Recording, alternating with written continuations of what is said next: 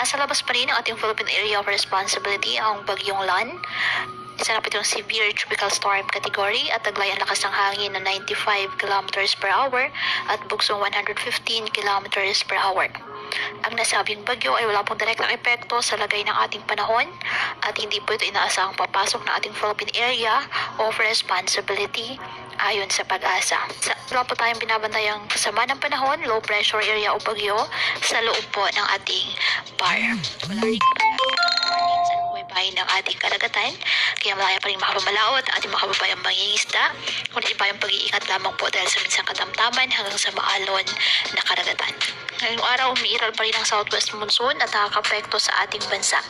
Kaya asahan pa rin ng maulap na kalangitan na may kalat-kalat na pag-ulan at thunderstorms dyan sa Occidental Mindoro, northern portion of Palawan, western Visayas, Zamboanga Peninsula, Basilan, Sulu at Tawi-Tawi. At ang Metro Manila at nalalabing bahagi pa ng ating bansa, generally maaliwalas ang panahon. May chance lamang po ng mga localized thunderstorms lalo na po sa dakong hapon at gabi.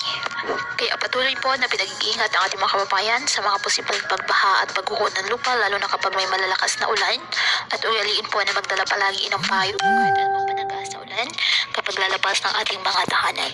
At yan po muna ang update.